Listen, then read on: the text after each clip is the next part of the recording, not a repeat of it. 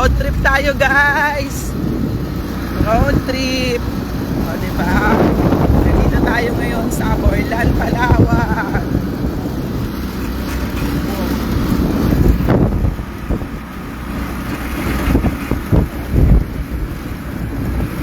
Tuwan-tuwa tong dalawa kong bisita. May kambak to eh.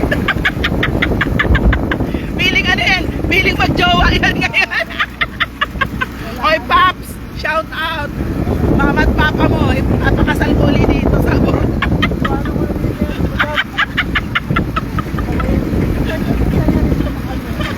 O, diba?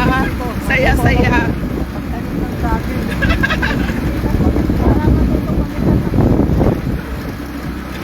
Oo, kasi hindi marunong pamitas ng pinyo eh.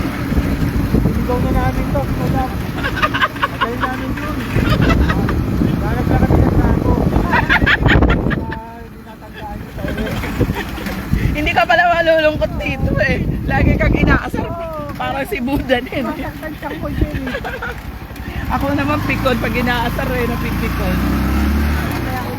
Ayan na, this is sa Borlan, Palawan, guys. At meron akong katabi dito na ayaw magpakita ng mukha. Patay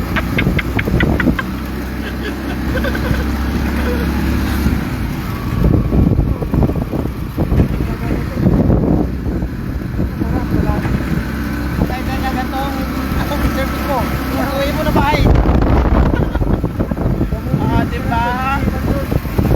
Wala pa kaming coaching, guys, kaya top down muna. Pagbalik nila, meron ng L300 si ano dito sa bahay. L300 lang tayo, yun lang tayo ng budget natin.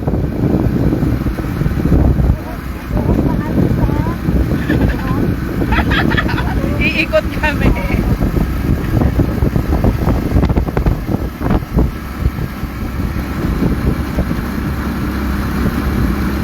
Bakasyonista from Taytay Rizal to Borlan, Palawan para mag-harvest ng pinya na hindi pa rin, para mag-harvest tapos hindi rin na-harvest.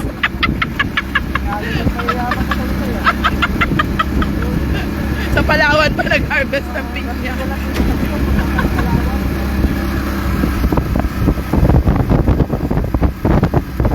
Diba? Nakaka-relax dito.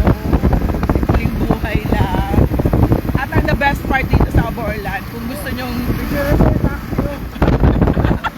diba dito nyo lang yan nakikita how the crowd go.